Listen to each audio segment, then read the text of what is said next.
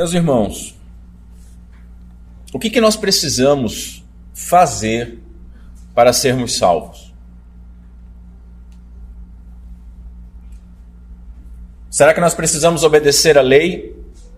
Será que a lei de Deus pode nos salvar? Será que nós devemos fazer boas ações? Será que nós devemos tentar ser melhor do que os outros? Mas quanto basta? Quanto que nós precisamos fazer? Quanto que nós precisamos ser melhor que os outros? Quanto que nós precisamos obedecer à lei? Qual é o limite? Qual é a média final necessária?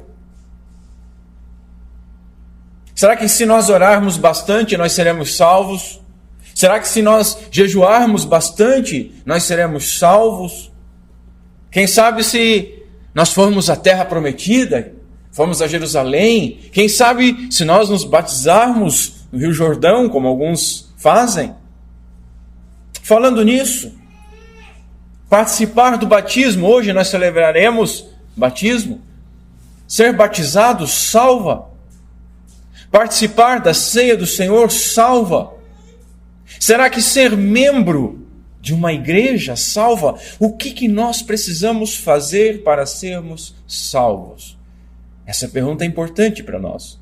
E vamos ver o que a palavra de Deus nos diz aqui na carta de Paulo aos Romanos, capítulo 3, no verso 21, onde a santa palavra do Senhor nos traz o seguinte: mas agora se manifestou sem a lei a justiça de Deus, tendo o testemunho da lei e dos profetas, isto é, a justiça de Deus pela fé em Jesus Cristo, para todos e sobre todos os que creem, porque não há diferença. Porque todos pecaram e destituídos estão da glória de Deus, sendo justificados gratuitamente pela sua graça, pela redenção que há em Cristo Jesus, ao qual Deus propôs para propiciação pela fé no seu sangue, para demonstrar a sua justiça pela remissão dos pecados dantes cometidos, sob a paciência de Deus, para a demonstração da sua justiça neste tempo presente, para que ele seja justo e justificador daquele que tem fé em Jesus. Até aqui. Vamos ao Senhor mais uma vez em oração. Curva a sua cabeça comigo. Senhor Deus, nosso Pai, tem misericórdia de nós nesta manhã, Senhor, e nos auxilia a compreendermos essa doce doutrina da justificação pela fé. Ajuda, Senhor, a rompermos as nossas debilidades, principalmente as minhas como expositor. É a Tua palavra, Senhor, é o Teu povo, é o Teu Santo Espírito, e nós dependemos dele e da Tua palavra. Por isso, trabalha em nossos corações e fortalece os nossos corações, dá compreensão aos nossos corações e dá vitalidade para que os nossos corações e as nossas afeições sejam inclinadas à ação de graças ao Teu santo nome por tão doce obra.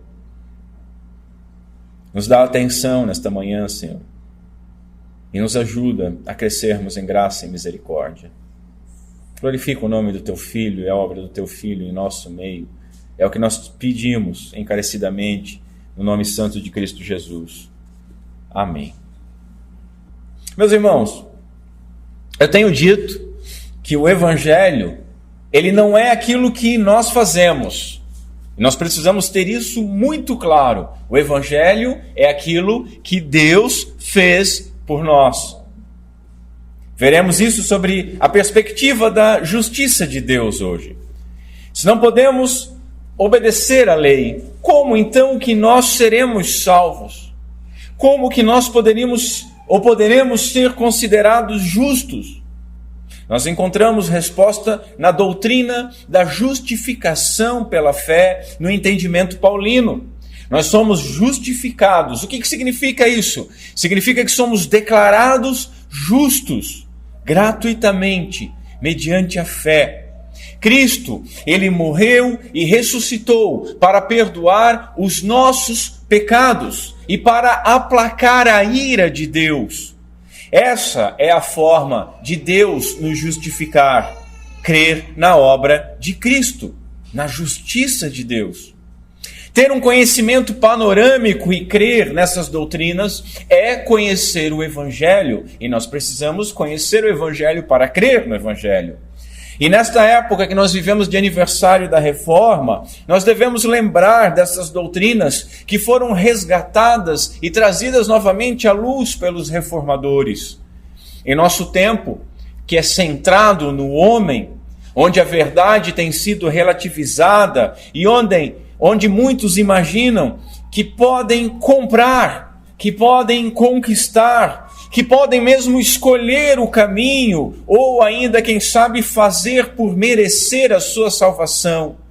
É indispensável que nós possamos extrair o máximo possível dessas verdades, para que nós não sejamos, então, influenciados por esses estímulos exteriores errôneos que encontram guarida em nossos corações idólatras e nos conduzem ao erro. Compreender a justiça gratuita é fonte de consolo para a nossa fraqueza. Nós somos fracos. E é também o motor para uma vida de ação de graças a Deus. Foi por graça, gratuitamente, que nós fomos salvos. Paulo é o autor bíblico que mais usou a palavra graça. Notem, ela aparece 132 vezes no Novo Testamento. E destas 132 vezes, 87 estão nas cartas de Paulo. É a imensa maioria. Sobram 45 ocorrências no Novo Testamento, mas dessas 45 ocorrências, 8 estão na boca de Paulo, conforme registrado por Lucas em Atos dos Apóstolos. Indiscutivelmente, meus irmãos, nós podemos dizer que o apóstolo dos gentios é também o apóstolo da graça. Já vimos alguns panoramas para nos auxiliar na compreensão de Romanos. Notem, nós não começamos a expor Romanos ainda verso a verso. Num desses panoramas nós estudamos qual é o propósito da carta, estudamos algumas ênfases doutrinárias, a importância e a influência histórica de Romanos e, por fim, vimos um pouco do seu autor, de Paulo. Vimos que Paulo foi um homem comissionado por Deus para uma grande missão, um homem que experimentou a graça de uma maneira profunda e surpreendente e que teve um entendimento pleno da finalidade da lei. Paulo ele tinha um assunto específico, Jesus Cristo. E ele morreu para si mesmo, para viver para Cristo. Então, ele tem muito para ensinar para nós hoje, para a igreja. Vimos ainda que compreender Romanos é fundamental para nós compreendermos todo o Antigo Testamento. Essa linha panorâmica nós encerramos na última oportunidade que eu expus. Mas tem uma outra linha panorâmica que nós estamos apresentando, e essa tem o objetivo de nós compreendermos o Evangelho conforme ele está exposto na carta aos Romanos. Nessa linha nós já estudamos que o Evangelho ele procede de Deus, é o plano eterno da Trindade Santa, que diz respeito ao Filho Jesus Cristo, que o Evangelho é o poder de Deus para salvar a todos e se destina a todos porque todos pecaram. Vimos que o ponto de partida para a boa nova é a má nova. Quando nós somos expostos à realidade da condenação, não só universal, mas da condenação individual, quando nós compreendemos que nós estávamos de fato condenados, nós valorizamos a graça imerecida que nos foi fornecida. Hoje nós veremos que ninguém pode ser justificado por obras da lei, porque pela lei vem o conhecimento do pecado, mostrando então a nossa incapacidade de obediência. Assim nós precisamos de uma justiça, e essa justiça ela não vem de nós. A justificação é concedida por Deus, portanto gratuita, mediante a fé em Jesus Cristo. E notem, tanto a lei quanto os profetas dão testemunho dessa doutrina. Deus justifica assim a todos os que crerem, mediante a fé sem as obras da lei. Paulo ainda apresenta como exemplo escriturístico o pai Abraão, que foi justificado por fé. Ou seja, essa doutrina ela é encontrada já logo no princípio do Antigo Testamento. E nós devemos seguir o exemplo do pai Abraão, crendo, pois isso está disponível a todos. E isso foi registrado graciosamente para que nós creiamos. Deus, Ele pode salvar, meus irmãos, o pior dos pecadores, mas o melhor dos homens não pode salvar a si mesmo.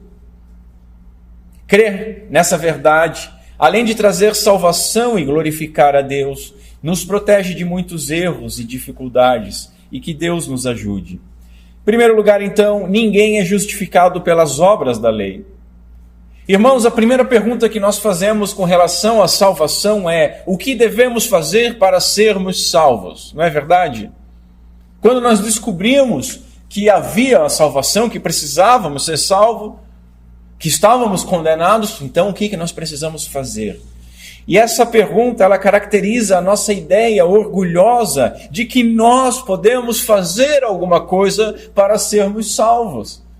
Note que a própria pergunta, como que nós podemos ser salvos, já está submersa num mar de pecado.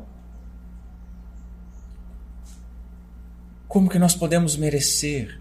Ela caracteriza a nossa ideia orgulhosa de que a gente contribui, de que a gente faz alguma coisa. Ora, nós devemos reconhecer que se o homem pudesse alcançar por esforço próprio a sua salvação, ele teria que ter uma régua para medir, para aferir o quanto que ainda falta ou se ele já alcançou a salvação. O que ele precisa fazer? Devemos também reconhecer que nada seria mais propício para essa atividade, para ser essa régua, do que a lei de Deus. Paulo ele escreve aos Gálatas o seguinte: que se fosse dada uma lei que pudesse vivificar, a justiça na verdade teria sido pela lei de Deus. Gálatas 3. Somando a isso, ele diz, aqui no capítulo 3, por isso nenhuma carne será justificada diante dele pelas obras da lei. Por quê? Porque pela lei vem o conhecimento do pecado. Daqui nós concluímos então duas verdades. A lei, a obediência, as obras não pode salvar. E a lei, ela veio para revelar o pecado. Mas, se fosse possível alcançarmos a salvação pelo mérito humano, seria através da lei. Ninguém é justificado pelas obras da lei, porque por ela vem o conhecimento do pecado.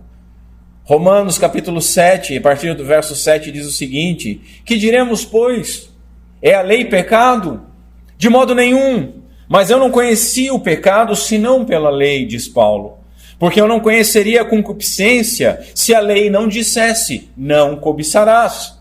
Mas o pecado, tomando ocasião pelo mandamento, operou em mim toda sorte de concupiscência, porquanto sem a lei estava morto o pecado.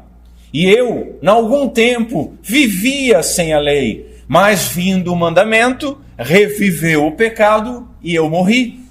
E o mandamento que era para a vida, achei que me era para a morte.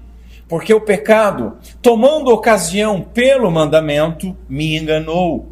E pelo mandamento me matou. E assim, conclui Paulo, a lei é santa, e o mandamento é santo, é justo e é bom. Paulo então afirma que o propósito da lei é revelar a natureza da condição humana, ou seja, revelar o quanto pecadores nós somos. É quase como um espelho. Então ela reflete o caráter santo de Deus. Por isso ela é boa, justa e santa. E ela reflete o suficiente para que nós possamos nos espelhar nesse caráter santo de Deus e ver como nós não somos bons, nem justos, nem santos. Portanto, a nós pecadores, ela acusa, ela condena. Note que o problema não é a lei. O problema é o nosso pecado. Nós não nos adequamos ao que Deus exige de nós, não por problema dos mandamentos, mas pelo problema nosso, porque nós não podemos obedecer.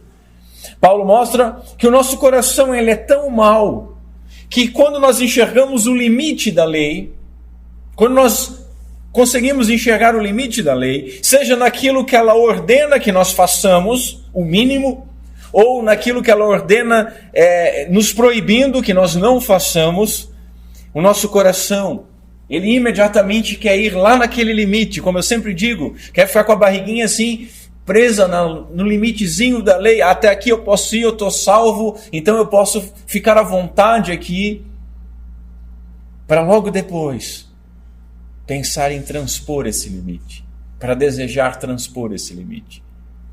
Os limites da lei não foram feitos para nós vivermos no limite, foram feitos para nós nos distanciarmos do limite.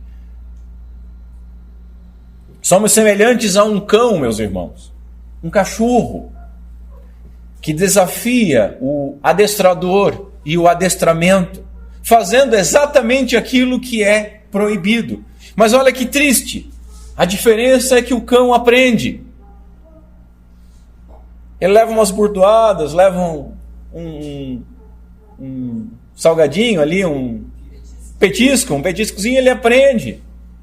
E nós levamos burdoada sobre burdoada, e Deus não nos dá petisco, mas nos dá uma graça imerecida, maravilhosa, e nós não aprendemos. Nós não aprendemos novos truques.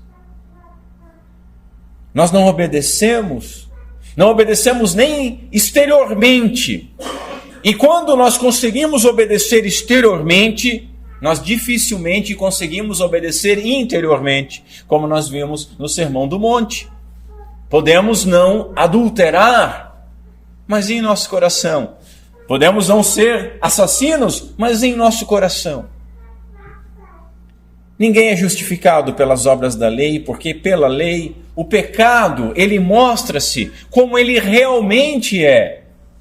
Porque quando nós olhamos para o pecado com os nossos olhos, ele parece atraente, ele parece bom, ele parece agradável, mas quando olhamos pela lente da lei, ele não é tão bonito assim.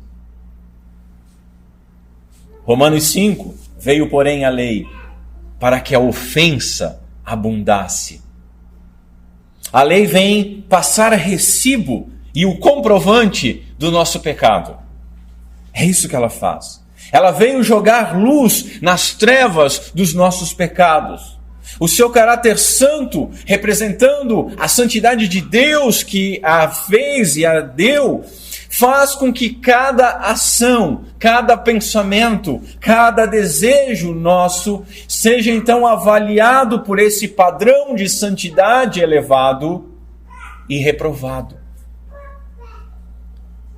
Romanos 7, o pecado, para que se mostrasse pecado, operou em mim a morte pelo bem, a fim de que pelo mandamento o pecado se fizesse excessivamente maligno. A lei de Deus é boa, ela condena o pecado. E é pelo nosso pecado que ela nos condena então à morte. Note mais um uso evangelístico da lei, porque ela serve para avolumar as nossas transgressões, para que então nós possamos enxergar o pecado como ele de fato é. Nas palavras de Paulo, extremamente maligno.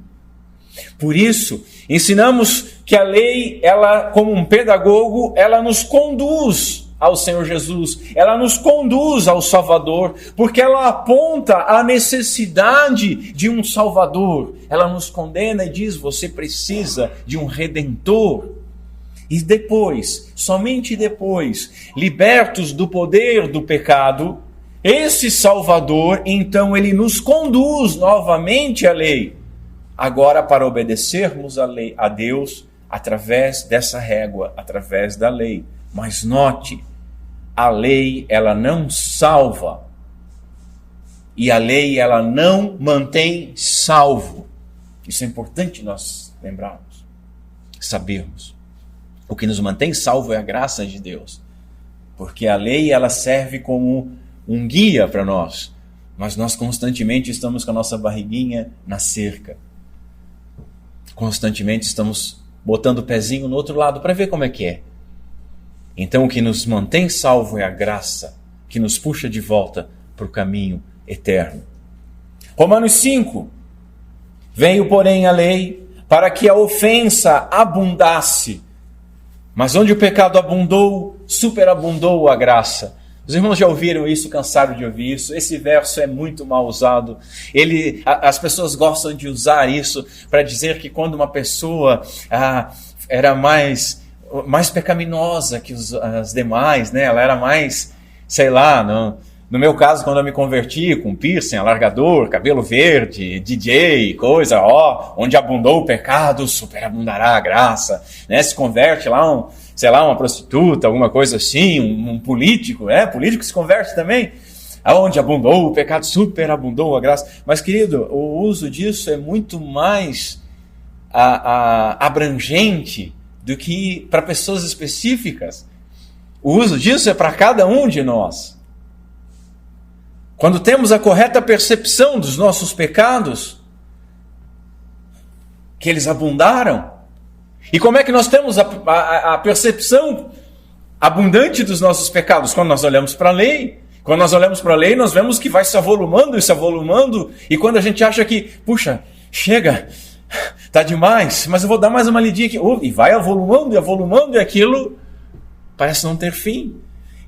Então, somente aí nós podemos enxergar a superabundância da graça, que cobre essa abundância de pecado. Onde o pecado era grande, a graça é enorme. Uma tradução que eu gosto muito diz assim: na medida que o pecado aumentou, a graça se tornou ainda maior. O que isso significa, meus irmãos?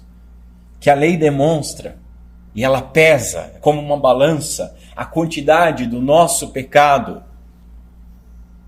Pecado esse que merece justa condenação.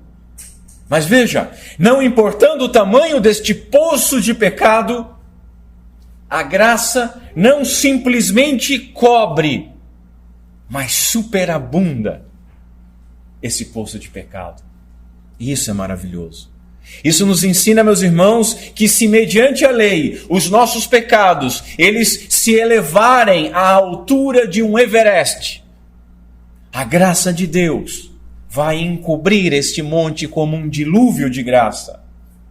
Ninguém é justificado pelas obras da lei, porque nós estamos poluídos pelo pecado, incapacitados de obedecer fielmente à lei.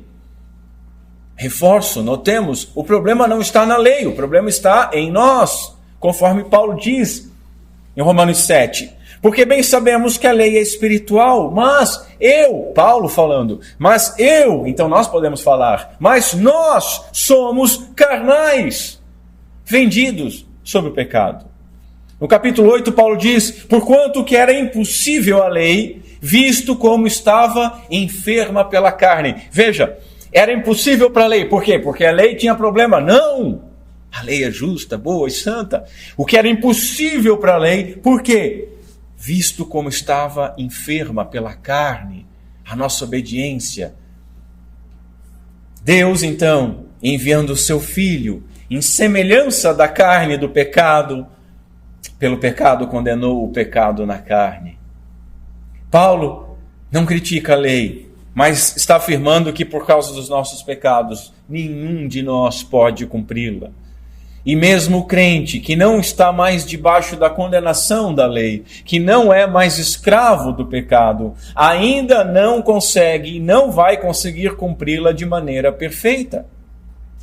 Por quê? Porque ela é espiritual. E nós, mesmo tendo nascido de novo, ainda estamos poluídos pelo pecado. Só quando formos revestidos de incorruptibilidade é que poderemos obedecer. Ou seja, o processo de santificação vai até a glória, não encerra. Aprendemos que a lei não possui poder para nos salvar e nem mesmo poder para nos fazer obedecer. Por quê? Porque nós ainda somos carnais. As ameaças da lei podem nos fazer tremer, mas não podem nos fazer obedecer. Você já não viveu isso? Você sabe que determinada coisa é pecado. Você sabe que não agrada a Deus. Você sabe que foi salvo por graça. Você sabe que o Pai te ama, que o Filho te ama, que o Espírito Santo não só te ama, mas habita em você. E o que você faz? O pecado. O pecado. Faz consciente, depois chora. É Paulo quem está afirmando isso, não sou eu, irmãos. Nós vivemos aquilo que Lutero chamou de que o crente é simultaneamente justo e simultaneamente pecador. Ou seja, nós somos libertos do poder do pecado. Mas até a glorificação, nós não estamos livres da presença do pecado em nossas vidas. Compreendem isso? O poder do pecado, não somos mais escravos, mas a presença dele continua. Em segundo lugar, precisamos de uma justiça, mas ela não vem de nós. Romanos 1,7, Paulo diz, porque nele, em Cristo, se descobre a justiça de Deus, de fé em fé, como está escrito, mas o justo viverá pela fé. O que é a justiça de Deus, meus irmãos? Essa expressão, justiça de Deus, ela pode ser entendida de três formas. Preste atenção na linha de raciocínio. O atributo divino, a forma divina de salvar pecadores, ou seja, a obra de Cristo, a qual nós devemos crer. E em terceiro lugar, essa é a nomenclatura também da condição daqueles que creem na obra salvífica de Cristo. Vamos explicar cada uma delas. A primeira, a justiça de Deus é um atributo divino. Tudo que Deus faz é justo. Ponto. Parágrafo. Ele é o padrão da justiça. Ele não é avaliado por alguma justiça. Ele é a justiça. Compreendem isso? Sendo totalmente justo, ele jamais pode aceitar o pecado. Naum, capítulo 1, verso 3, e hoje é o dia de Naum, eu vou pregar Naum à noite. Naum, capítulo 1, no verso 3, diz o seguinte: o Senhor é tardio em irar-se, mas grande em poder. E ao culpado, ele não tem por inocente. A mesma coisa nós encontramos em Êxodo 34 e em Números 14. Para ser justo, meus irmãos, Deus não pode simplesmente inocentar o injusto. Notem como o nosso padrão de justiça, ele é deturpado. Porque nós imaginamos que, mas Deus podia chegar e olhar para nós e dizer, não, ele está perdoado. Mas não pode, porque nós somos injustos. Ele não pode simplesmente mudar o nosso status sem nada ter acontecido.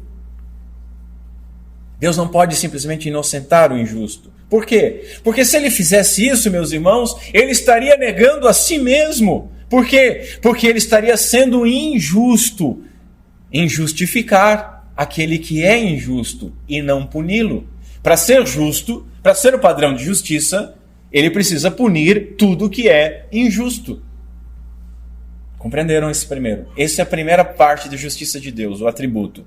Mas a justiça de Deus também é como nós chamamos a obra de Cristo Jesus.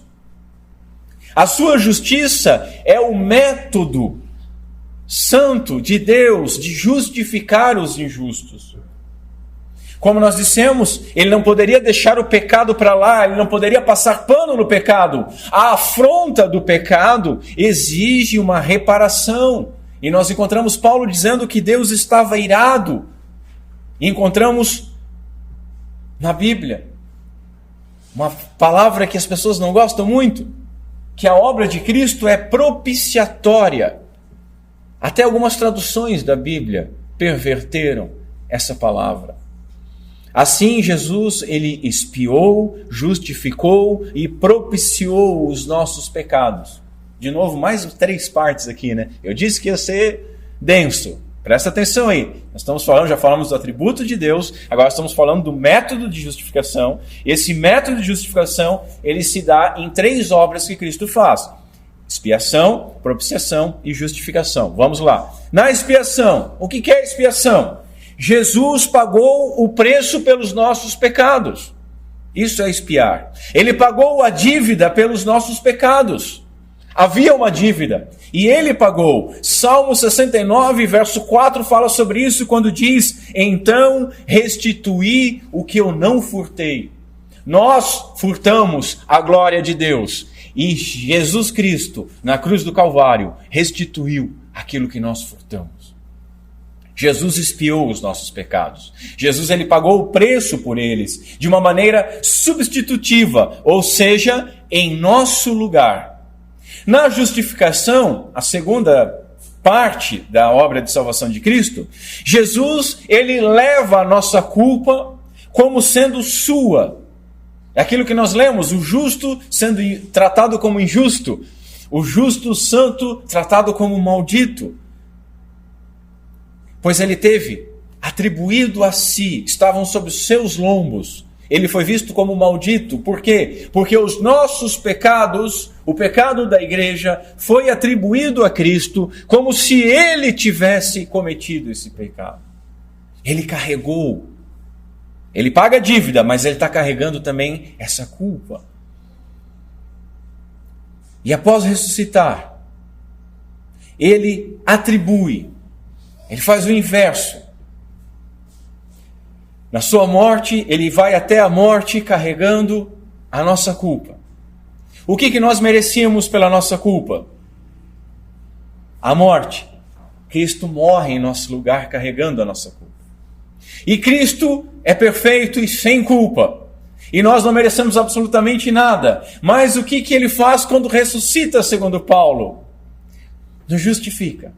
E o que é justificar? Ele acredita, ele imputa a nós a sua justiça. Então a nossa injustiça é colocada sobre os seus lombos, e a sua justiça é colocada sobre os nossos lombos. Que troca injusta, mas que troca graciosa. Jesus ele justificou os pecadores. Notem, ele primeiro restaura o estado de justiça aos olhos de Deus. Deus, quando olha para você, quando olha para mim agora, ele olha através de Cristo Jesus. Através da justiça de Cristo. Essa justificação ocorre pela fé na sua obra. Irmãos, na propiciação, que é a terceira, que é a palavra que muita gente não gosta, porque propiciar é aplacar a ira. E quando nós dizemos que Cristo propiciou os nossos pecados, nós estamos dizendo que Deus está virado e precisava ser aplicado. E tem muita gente hoje no cristianismo que não, Deus não pode estar irado. Deus é arco-íris, é só amor. Não, ele está virado. Tão irado que despejou a sua ira sobre o seu Filho amado. Isso é o Evangelho. A ira de Deus, tendo sido derramada sobre Cristo, satisfez o Pai. Aquela ira do pecado precisava ser satisfeita. E Jesus, então, ele propiciou, ele aplacou a ira divina, a ira do Pai. Ele satisfez a ira de Deus contra o pecado. Notem, essas três obras, expiação, justificação e propiciação, elas são distintas. E a maioria das pessoas que pregam ou que diz que crê no Evangelho não compreendem absolutamente nada disso e por isso que se confundem. Então elas são distintas, mas ao mesmo tempo elas são inseparáveis. Ninguém foi expiado sem ser justificado. Ninguém foi propiciado sem ser expiado. As três coisas acontecem juntas, mas nós temos que entender cada passo. Essa é a segunda parte da justiça de Deus, como ela se dá na obra de Cristo. Mas a justiça de Deus também se refere à condição concedida àqueles que creem nessa obra da justiça de Deus.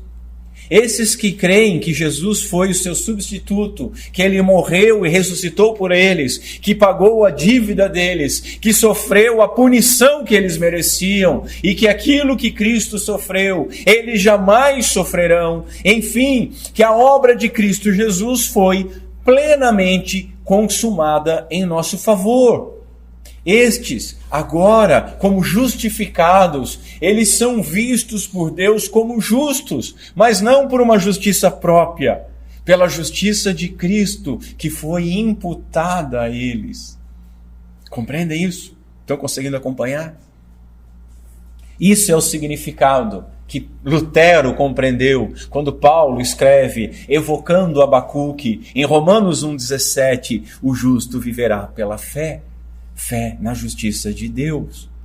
Paulo afirma que Cristo, lá em Romanos 3, é aquele ao qual Deus propôs para a propiciação pela fé no seu sangue, para demonstrar a sua justiça pela remissão dos pecados dantes cometidos, sob a paciência de Deus, para a demonstração da sua justiça neste tempo presente, para que ele seja justo e justificador daquele que tem fé em Jesus Cristo. Entende? Ele continua sendo justo, ele não passou pano para o pecado. Por quê? Porque a justiça de Deus é a obra de Cristo, e Cristo pagou a dívida, carregou a culpa e aplacou a ira de Deus. E agora, aqueles que creem nisso, que é a justiça de Deus, a forma como isso é aplicado, a forma como é denominado aquilo que nós somos hoje, esses têm paz com Deus. Deus continua sendo justo e o justo justificador dos seus pela fé em Jesus Cristo. Sobre estes que creem e estão em Cristo, é verdade que agora já não há mais para eles nenhuma condenação, como diz Romanos 8, capítulo 1. Então, meus irmãos, se nós cremos em Cristo e se nós estamos em Cristo, assim é verdade sobre nós que temos sido justificados pela fé. Nós temos paz com Deus por meio do nosso Senhor Jesus Cristo. Romanos 5:1. Vejam como a carta toda vai se fechando e como nós vamos entendendo a linha argumentativa de Paulo. É pela fé em Cristo e na obra realizada por Ele que o crente encontra a justiça pela qual ele pode viver.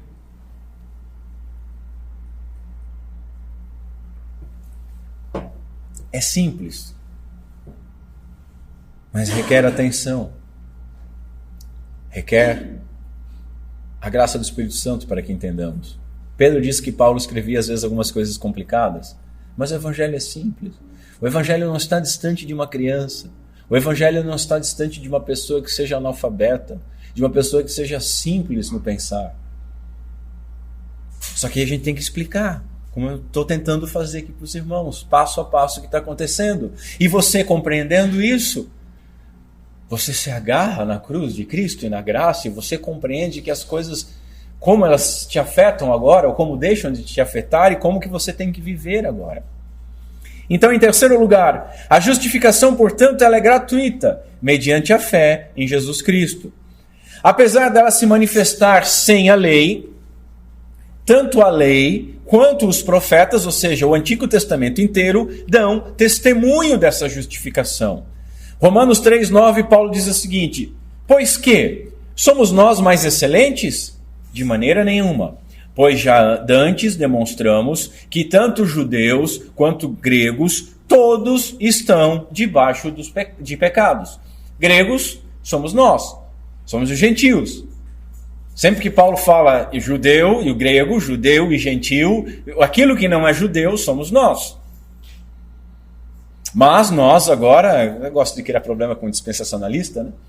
O judeu convertido e nós agora, o gentio, o grego, que seja lá, como o brasileiro, o blumenauense convertido, todos nós fazemos parte do Israel de Deus, da igreja de Deus, do verdadeiro Israel, do Israel prometido a Abraão, que no teu descendente todas as nações da terra seriam abençoadas e não apenas a descendência física. Não há um justo sequer. Paulo diz no verso 11 isso. Não há um justo. O judeu não é mais justo que o gentio, nem o gentio mais justo que o judeu. Não há ninguém que busque a Deus, Paulo argumenta. Veja, não há quem faça o bem. Não há nenhum sequer. Nós gostamos de ler essas coisas, e gostamos de ler essas coisas numa perspectiva assim, do crente sentado sobre a graça, olhando para os pecadores. Mas não há um justo sequer. Mas não, filhão, nós estamos lá no meio dos pecadores. É com a gente que está falando. Não há um justo.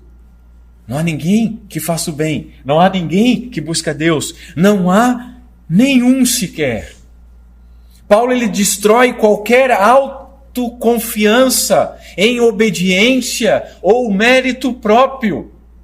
O que ele está dizendo é: filhão, você não merece. E eu vou falar bastante, de várias formas, para que você entenda, filhão, você não merece.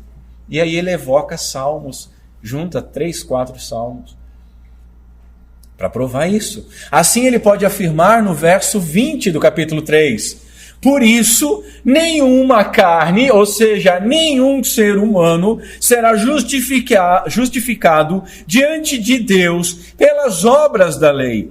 Porque pela lei vem o conhecimento do pecado. Veja, não há nenhuma apelação contra a prática obediente que possa ser suficiente para nos salvar. Nós jamais poderíamos chegar diante de Deus e dizer: Senhor, eu fiz isso, eu fiz aquilo, tem a régua da tua palavra, tem os teus mandamentos são 10, né? São 2, o resumo é 2, aí tem um outro resumo que fala em 10, aí tem todos eles especificados, são 613, desses 613, eu cheguei ali em 400, então, por favor, né? Não acontece isso, irmão. Porque a própria palavra diz que se você tropeçar numa vírgula da lei, toda aquela lei te condena. E nós, se nós tropeçássemos em vírgulas da lei, nós seríamos especialíssimos, mas a gente vai na parede da lei. Nós vamos correndo como se fôssemos cegos e... O que deu? O que me atingiu? A gente nem sabe, a gente não consegue nem compreender às vezes. E ainda que nós obedecêssemos toda a lei, o nosso maravilhoso, bendito Salvador vem e olha para a gente de canto, assim como ele deve ter olhado para Pedro negando ele, e diz assim: servo inútil, você só fez o que foi mandado. Essa é a má nova, e ela é terrível. Mas, irmãos, se isso é verdade, também é verdade o verso 21 do capítulo 3, que diz o seguinte: mas agora se manifestou sem a lei a justiça de Deus, tendo o testemunho da lei e dos profetas. Ao que John Stott afirma que é um dos maiores adversativos da Bíblia. Contrapõe duas ideias de forma maravilhosa, não há nenhum justo sequer, mas agora, segundo a Bíblia de Estudo da Fé Reformada, esse mas agora é um tempo cheio de significado redentor, por causa da vinda de Cristo. A justiça de Deus chega à realização histórica por meio de Cristo e da sua obra. Obra essa que nós cremos. Por isso somos justificados por fé. Veja, Paulo argumenta que tudo o que a lei diz é para que toda a boca esteja fechada e todo o mundo seja condenável diante de Deus. Como eu falei, é passar o recibo geral. Você vai lá ver, dá uma olhadinha para a lei, culpado. Não tem jeito. Estando condenados, nós nada podemos falar em nosso favor, esteja toda a boca fechada. Eu amo isso. Porque quando você vai falar de doutrina da graça para alguém, até mesmo para o arminiano, ele vem e começa a falar sobre mérito. Toda a boca fechada.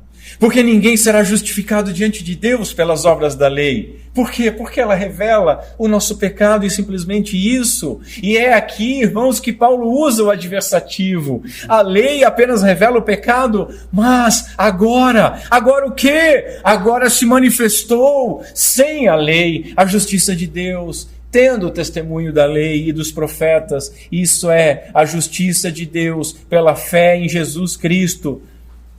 Para todos e sobre todos os que creem. Notem, onde abundou, superabundou, para todos e sobre todos os que creem. Que gloriosa boa nova, porque como a má nova, ela atinge a todos, a boa nova, ela superabunda sobre todos. Isso porque todos os que creem são justificados gratuitamente pela sua graça, pela redenção que há em Cristo Jesus.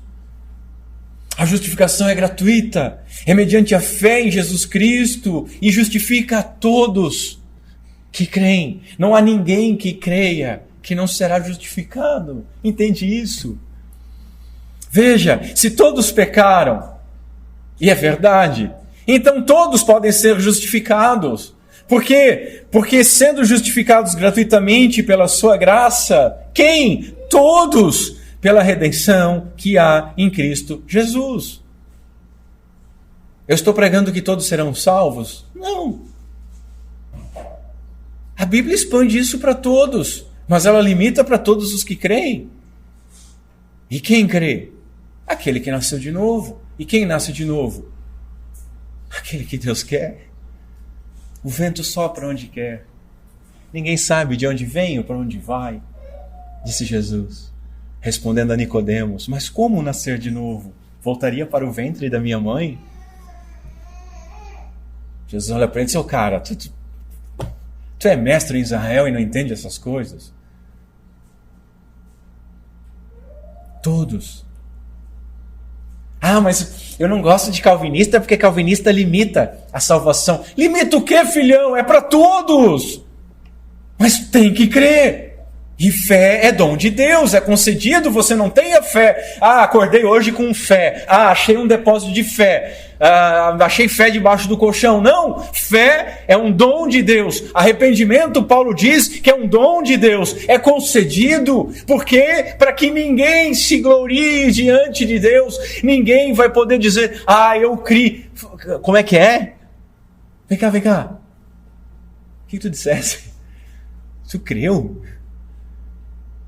Ninguém vai dizer isso. Todos, coroados na glória, lançarão suas coroas aos pés do Cordeiro, dizendo: tu és digno de toda honra, toda glória e todo louvor, porque eu estava morto, estava perdido, e tu me deste vida, tu me deste arrependimento, tu me deste fé, tu me mantiveste salvo com a graça e com o poder do Espírito Santo, tu me revestiste de incorruptibilidade, para que agora eu entenda e glorifique plenamente, livre do pecado, por toda a eternidade, a glória do teu santo nome.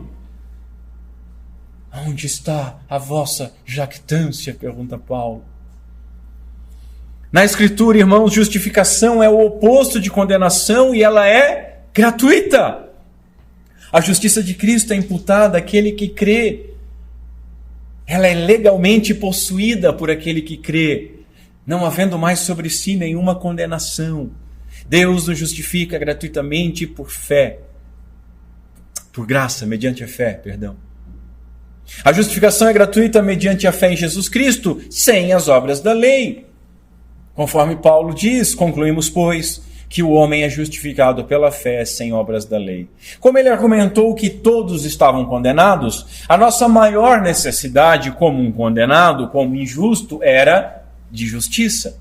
E somente pelo mérito de Cristo, imputado a nós, creditado a nós, como se fosse nosso, judicialmente. Somente por isso é que nós somos declarados justos. E essa é a declaração de Deus, o justo juiz, de que nós, mesmo sendo injustos, somos vistos por Ele como justos. Por quê? Porque somos vistos através de Cristo. Estando em Cristo, com Ele morremos e com Ele ressuscitamos. Morremos para os nossos pecados. Estando nele, o Pai nos olha como sendo um em Cristo. O corpo místico de Cristo, a gente fala tanto do corpo de Cristo, de estar no corpo, de pertencer ao corpo, de Cristo ser o cabeça do corpo, de que morremos com Ele, ressuscitamos com Ele, agora a vida que levamos é nele vivemos, nele nos movemos. Nós temos que compreender o que é isso. É o Pai nos olhando, unidos a Cristo de tal maneira que somos um com Ele. E é a justiça dele que é vista pelo Pai. Dito diferente, com a sua justiça sendo nossa justiça. Isso sem mérito de obediência, mas por graça e mediante a fé. Em último lugar, quarto e último lugar, Paulo apresenta Abraão como um exemplo escriturístico. Abraão foi justificado pela fé. Veja, alguém podia perguntar o seguinte: mas isso tudo que você falou, apesar que eu citei Bíblia pra caramba, mas isso aí que você falou, isso aí é bíblico? Isso aí não é um esquema filosófico? Não faz parte de uma teologia escolástica reformada do século XVI? Isso aí não é porque Calvino tomava muito vinho, Lutero tomava muita cerveja? É bíblico isso? Lutero inventou, Calvino inventou, Agostinho inventou, será que Paulo inventou? E aí Paulo vem e marreta finalmente: Abraão foi justificado pela fé. Ele quebra de vez dizendo que Abraão é o exemplo dessa doutrina. Romanos 4, verso 3. Pois, que diz a Escritura? Isso é maravilhoso, irmãos. Nós precisamos ler as Escrituras e compreender as Escrituras, para que quando nós estivermos falando e alguém tiver uma grande ideia, nós possamos dizer assim: pois bem, o que diz as Escrituras? Porque as Escrituras é a nossa regra de fé e prática. Pois, que diz a Escritura? Pergunta Paulo. Creu Abraão a Deus, e isso lhe foi imputado como justiça. Eu não vou entrar no mérito de Tiago falando que Abraão tem a sua justiça na obediência. Fiquemos só com Paulo. Mas entenda o seguinte: Tiago e Paulo estão em harmonia. Não há controvérsias. Paulo lembra que Abraão foi justificado, tendo a sua fé creditada a ele como justiça. Isso nós encontramos lá em Gênesis 15, que diz o seguinte: e creu ele, quem? Abraão, no Senhor. E imputou-lhe, olha a palavra, imputou-lhe, creditou-lhe. Quem creditou? O Senhor. Creditou a Abraão isso por justiça. A fé de Abraão foi creditada como sendo sua justiça. Portanto, a fé que Abraão demonstrou, ela foi imputada como obediência. Compreende isso? Ele creu, isso foi imputado como justiça, como se ele tivesse obedecido a Deus. Falta de fé é muito pior do que você ficar olhando para os mandamentos e se medindo e tem que obedecer, é desobediência desse, ou esse mandamento é pior que aquele. Porque a falta de fé te tira completamente dessa credição, existe essa palavra? De ser creditado a você, vamos melhorar, essa justiça. Por quê? Porque essa justiça é creditada mediante a fé. E mediante a fé é como se você tivesse obedecido. Você obedeceu a lei? Eu obedeci a lei? Não. Então como é que Deus faz? Cristo obedeceu. Ela é imputada a mim. E eu estou em Cristo. E aí o Pai me olha e me diz: justo. Justo. No Filho, justo. Romanos 4,13. Porque a promessa de que havia de ser herdeiro do mundo não foi feita pela lei a Abraão ou a sua posteridade, mas pela justiça da fé. Abraão seria o pai de uma multidão, não apenas dos nascidos dele, como também daqueles que crescem como ele. Olha que maravilhoso isso, irmãos. Gálatas 3:16, Paulo diz assim: ora, as promessas foram feitas a Abraão e a sua descendência. Não diz e as descendências, como falando de muitas, mas de uma só, e a sua descendência, que é Cristo. E no verso 29, Paulo diz o seguinte: e se sois de Cristo, então sois descendência de Abraão e herdeiros conforme a promessa. Herdeira de Abraão, conforme a promessa. Quando cremos em Cristo, nós nos tornamos herdeiros dessa promessa, como descendência de Abraão, pela nossa união com Cristo. Veja, Abraão foi justificado pela fé, tornando-se não apenas pai do povo judeu, mas de todos aqueles que têm a mesma fé que ele teve. Assim nós devemos seguir o seu exemplo. O verso 11 diz o seguinte: e recebeu o sinal da circuncisão, selo da justiça da fé, quando estava na incircuncisão, para que fosse pai de todos os que creem, estando eles também na incircuncisão, a fim de que também a justiça lhe seja imputada, e fosse o pai da circuncisão, daqueles que não somente são da circuncisão, mas que também andam nas pisadas daquela fé que teve o nosso pai Abraão, que tivera na incircuncisão. Aqueles que andam na fé de Abraão. Abraão, ele foi justificado antes de ser circuncidado pela fé, porque a circuncisão não justifica, o batismo não justifica. Esse é o modelo para todos nós. Gratuitamente, por meio da fé, nós somos justificados, não por obras, não por ritos como o batismo, não por obediência à lei, mas por fé. Hoje, a plenitude da aliança, na plenitude da aliança, nós não somos mais circuncidados, nós somos batizados. Agora note, não é o batismo que salva. Por quê? Porque ele é apenas um sinal e o selo da promessa para todo aquele que crê. Abraão foi justificado pela fé. Isso está registrado graciosamente para que nós creiamos. Não sou eu que estou falando isso. Olha o verso 22. Assim, isso lhe foi também imputado como justiça. Ora, não só por causa dele, de Abraão, está escrito, que lhe fosse tomado em conta, mas também por nós, a quem será tomado em conta, os que cremos naquele que dentre os mortos ressuscitou a Jesus nosso Senhor, o qual por nossos pecados foi entregue e ressuscitou para nossa justificação. Paulo está dizendo, olha, isso foi registrado para vocês, para que vocês creiam, para que vocês tenham fé, para que vocês sejam participantes convictos. É graça de Deus.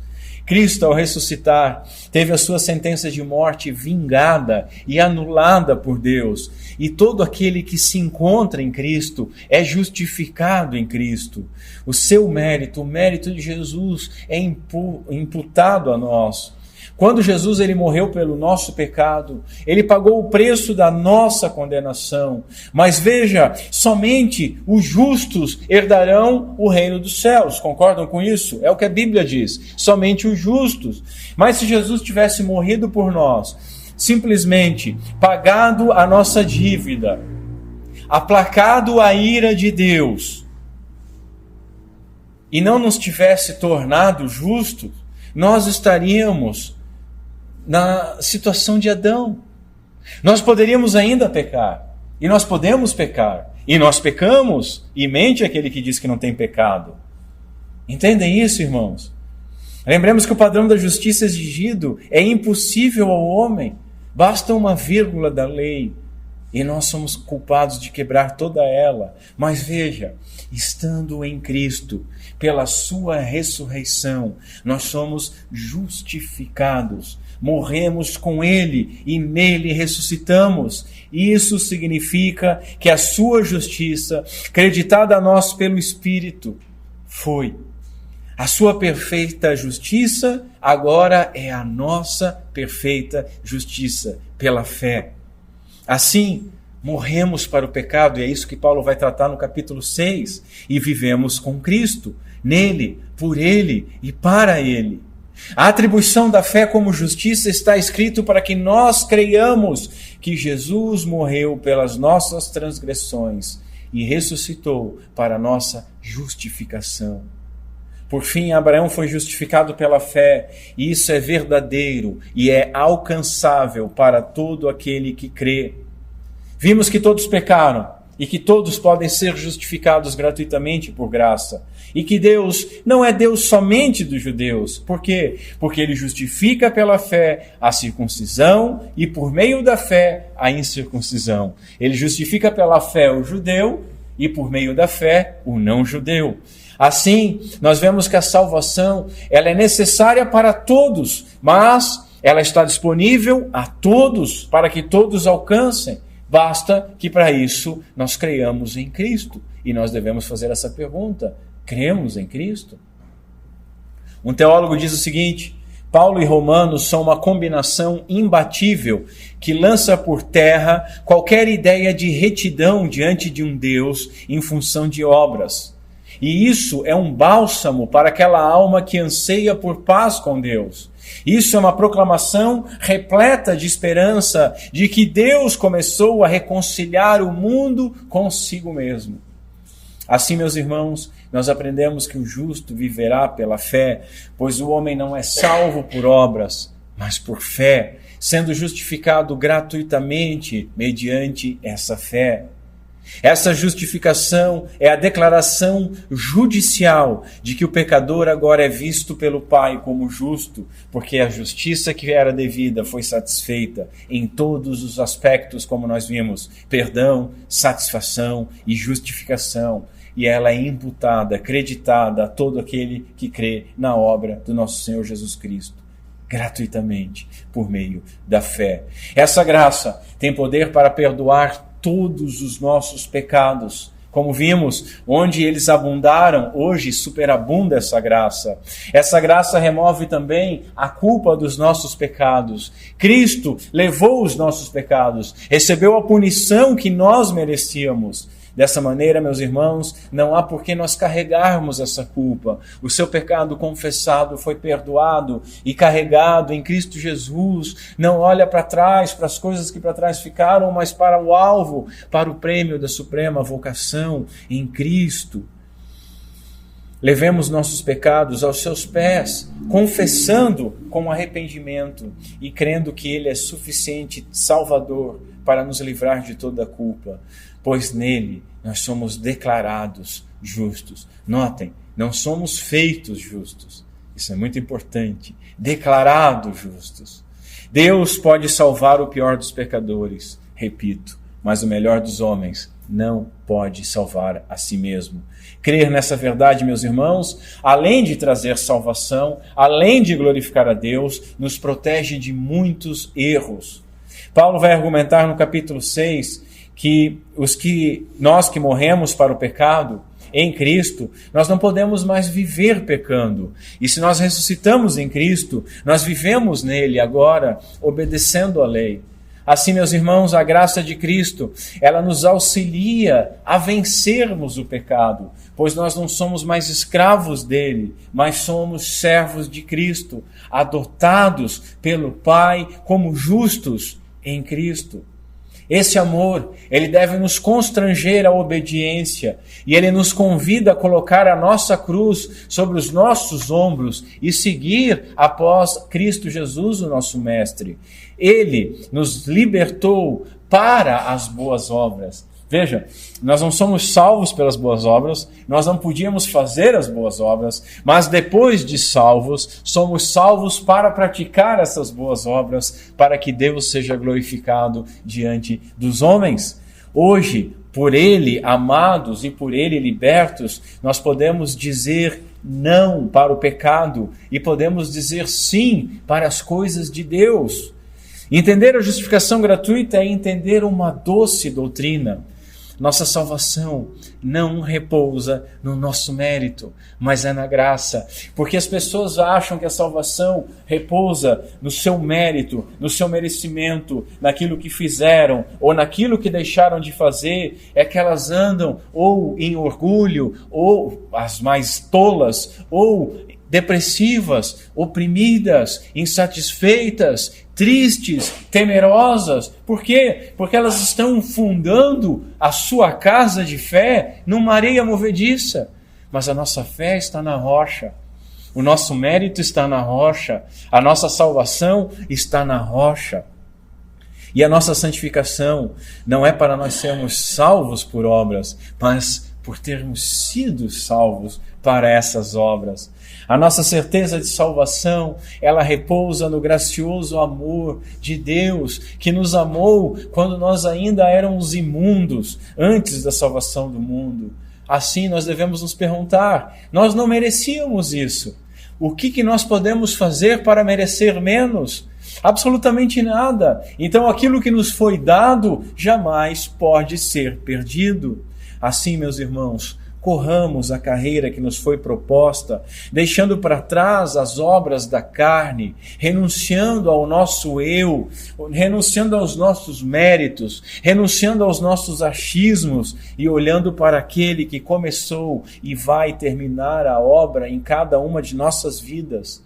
A sua obra salvífica em nós, Ele começou e pode ter certeza que Ele vai terminar. Que Deus Pai seja misericordioso conosco, por Cristo Jesus, nosso Senhor. Amém. Vamos ficar em pé. Curve a sua cabeça.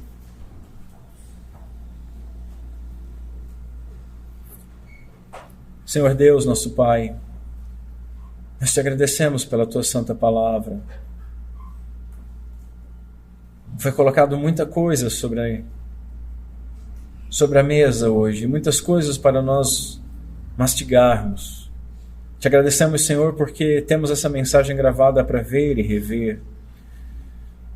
E pedimos ao Teu Santo Espírito que Tu graves em nossos corações os meios, os caminhos, a forma da Tua justiça, Senhor. A forma de Tu nos salvar por meio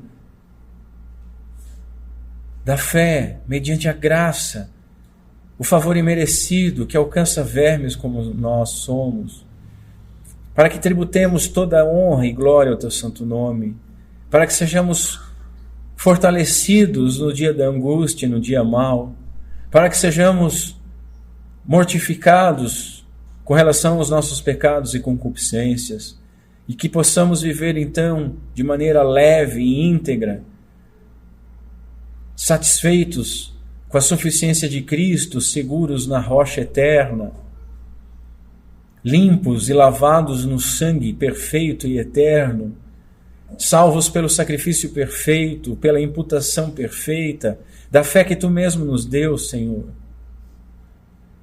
Que nós consigamos crer cada dia mais, cada dia de forma mais profunda e perfeita nessas doutrinas, para que possamos viver para a glória do Teu santo nome e que possamos compreender essas coisas para proclamar àqueles que precisam tanto da salvação, tanto do esclarecimento da sua fé. Senhor, utiliza esse panorama denso, pesado, para que as próximas mensagens mais simples, mais leves, possam ser expostas e possam ser absorvidas em nossos corações, tendo todo esse arcabouço formado, tendo toda essa estrutura, esse esqueleto de doutrinas formado, para que possamos colocar célula após célula nesse corpo de fé. Ajuda-nos, Senhor, nas nossas debilidades, aumenta a nossa fé, aumenta o nosso entendimento, aumenta a nossa humildade, e glorifica o nome do Teu Filho em nossas vidas. É o que te pedimos em nome de Cristo Jesus. Amém.